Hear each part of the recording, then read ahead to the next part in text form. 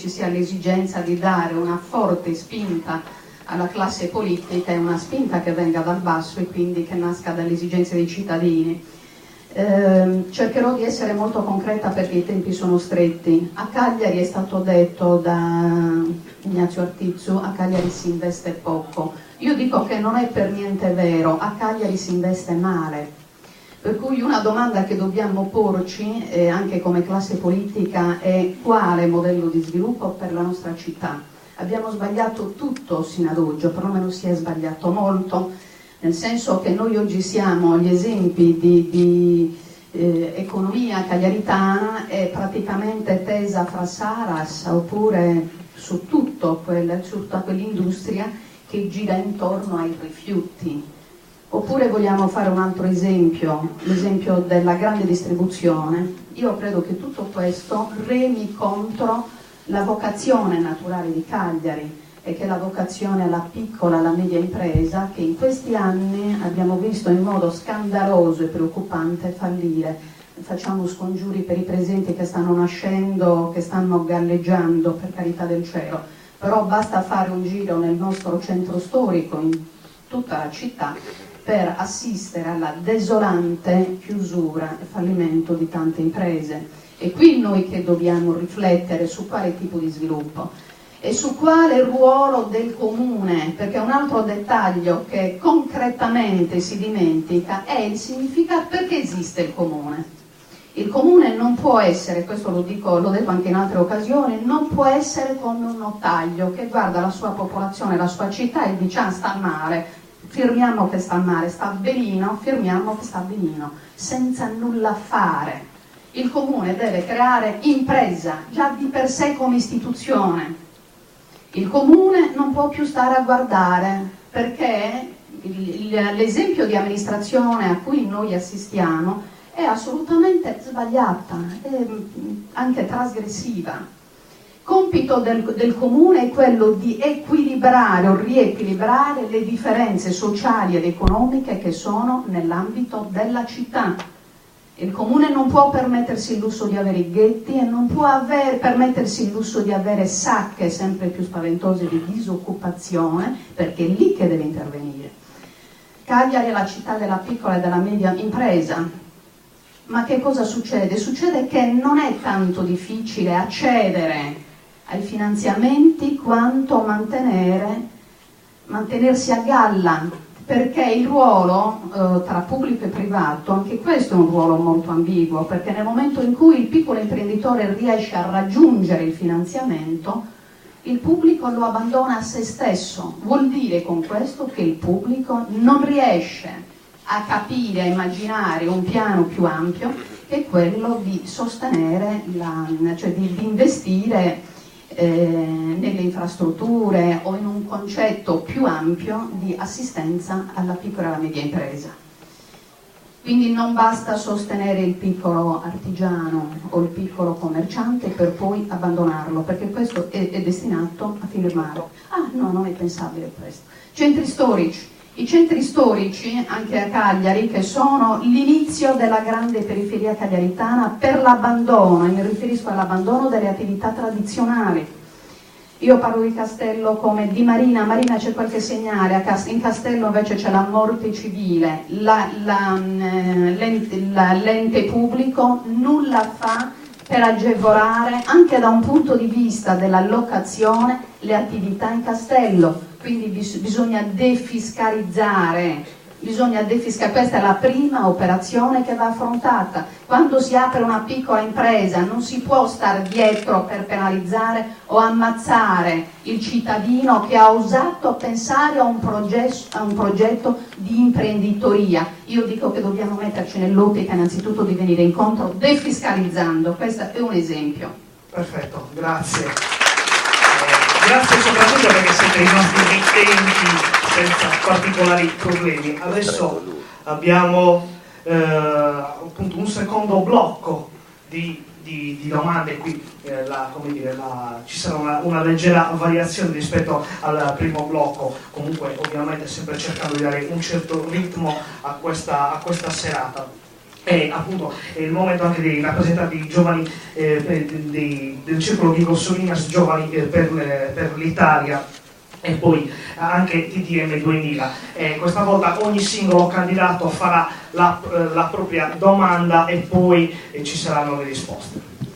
Buonasera a tutti. Allora, la mia domanda parte da... Ti puoi presentare? Sì, sono Fausto Massacci, chiedo scusa, sono Fausto Massacci, presidente del Circolo Culturale Vico Solinas.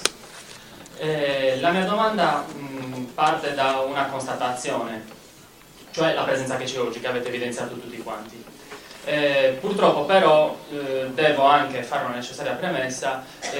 Con l'attività del circolo in questi anni ci siamo resi conto che la partecipazione dei cagliaritani alla vita politica non è sempre stata attivissima, mentre quando ci si avvicina sempre alle elezioni è molto più presente appunto la cittadinanza.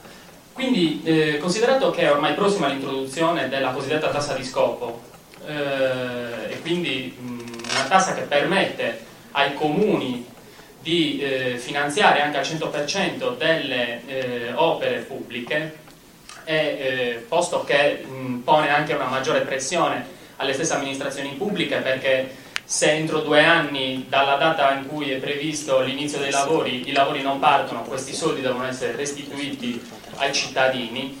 Come pensate, o perlomeno pensate che la tassa di scopo possa essere uno strumento per avvicinare i cittadini alla vita della città, oppure pensate che ci siano altri strumenti?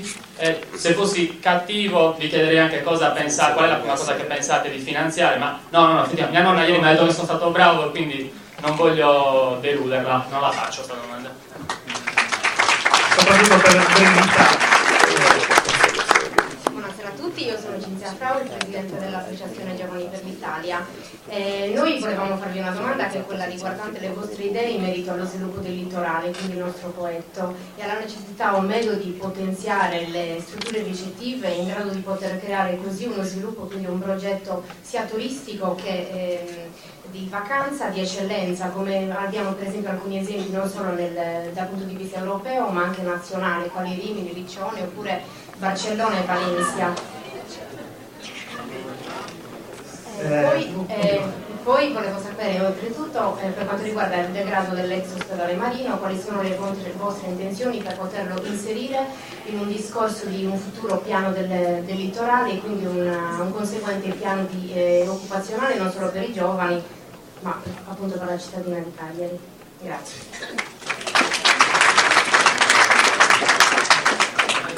Luca Frongia, Associazione Terra di Mezzo. Ci occupiamo di mobilità internazionale e di inserimento dei giovani al lavoro. In questi anni abbiamo coinvolto più di 10.000 ragazzi in ospitalità, promuovendo la nostra bellissima Sardegna, ma anche tantissimi ragazzi sardi hanno avuto la possibilità, soprattutto cagliaritani, di andare in Europa a visitare e vedere quali sono anche le migliori pratiche di altre amministrazioni in giro per l'Europa.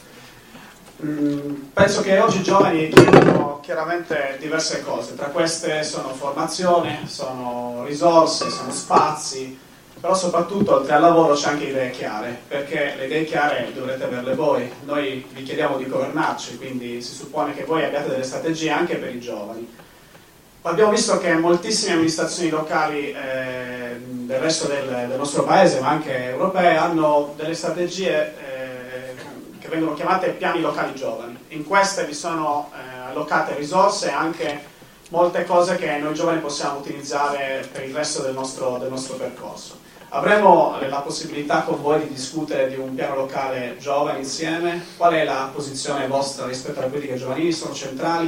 I giovani alla fine, dopo che finiranno le elezioni o questi meravigliosi incontri di dibattito, avranno finalmente la possibilità di sentirsi partecipativi e attivi del vostro. Bene, in 3 minuti. Allora, innanzitutto no, sulla TARSU ci volevo ritornare, perché la TARSU è una tassa e non è una tariffa, cioè viene pagata dalle imprese e anche dai cittadini in base ai metri quadri e non in base alla reale produzione di indifferenziata. Quella va modificata in quei termini, in quella direzione. Uno paga se non differenzia. Se differenzia nasceranno nuove imprese per utilizzare anche quei rifiuti.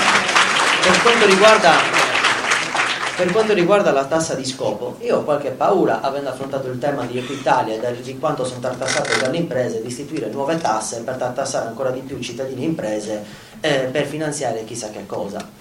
Noi abbiamo un'avvertenza in corso e lì ancora non ho sentito la voce. 5 minuti perché mi hanno detto che appunto abbiamo accordato un po' di domande, ok, quindi. Sì, abbiamo un'avvertenza in corso e non si è elevata la voce dell'amministrazione comunale di Cagliari circa la vicenda entrate con lo Stato, che è una partita che vale 2 quinquenni di fondi di obiettivo 1.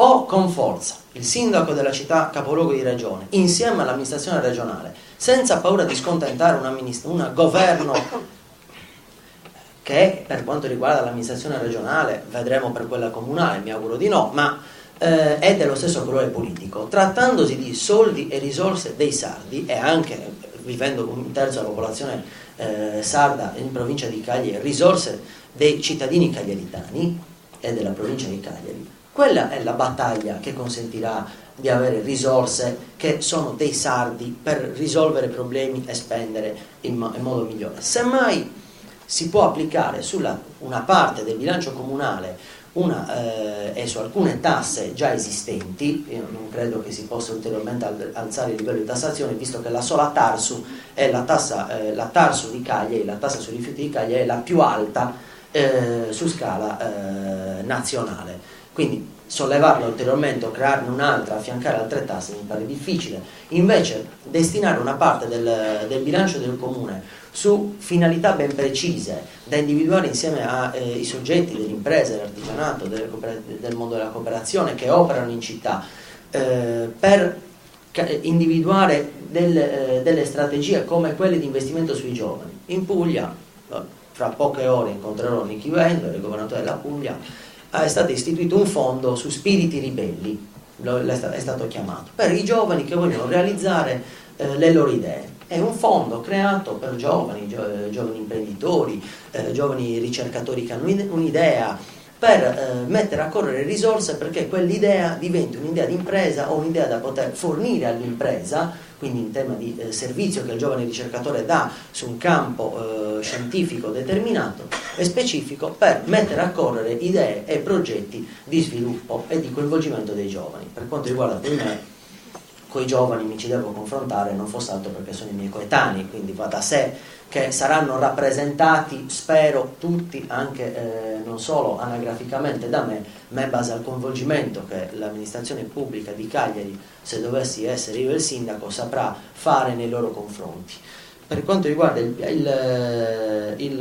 Poetto, io ho qualche timore al di là del recupero, e sono d'accordo, dell'immobile dell'ospedale Marino. Ricordo che c'era un progetto, così come tanti altri progetti del campus universitario, della riqualificazione di Santeria, del Museo Beti e della metropolitana leggera, che cozzano un po' rispetto al ragionamento di dialogo e confronto che Massimo Fantola faceva, visto che si sono contrapposti su tutti quei progetti solo perché l'amministrazione regionale era di centrosinistra e non di centrodestra, perché abbiamo perso con quella contrapposizione sterile alcune centinaia di milioni di euro, e abbiamo anche perso posti per residenza universitaria. Ma al di là di questo, sull'ospedale Marino sono d'accordo e condivido che vada riqualificato. Io dubito che si possa intervenire sulla spiaggia, nonostante qualcuno lo pensi e lo scriva anche in legge a livello regionale, nella costruzione di alberghi nel litorale del Poetto. Io sono contrario. Sono contrario nel senso che abbiamo un patrimonio immobile, come dicevo rispondendo alla prima domanda, noi abbiamo un tema che è quello della riqualificazione degli immobili che abbiamo. Abbiamo un patrimonio immenso delle zone militari dismesse, di tutti quei caseggiati, un patrimonio pubblico presente in città. Ricordo che Palazzo Caide in Piazza del Camino è di proprietà del comune. Abbiamo la possibilità di realizzare non 1 ma 100 alberghi, già recuperando gli immobili Se ti esistenti. prego di chiudere, Massimo. Quindi la vocazione turistica della città è la vocazione turistica della città che offre l'ambiente, quale il Poetto, quale valvola di sfogo ai turisti e ai cittadini, collegandolo con la metropolitana leggera, facendolo vivere la mattina e la notte, ma la città attira turisti se si presenta in modo tale che dal punto di vista della cultura, dello sport che si possa praticare, dell'ambiente che si può visitare, delle bellezze architettoniche, archeologiche, è capace di attirare i turisti. Non basta un albergo per riempirlo di turisti, altrimenti sarebbe semplice.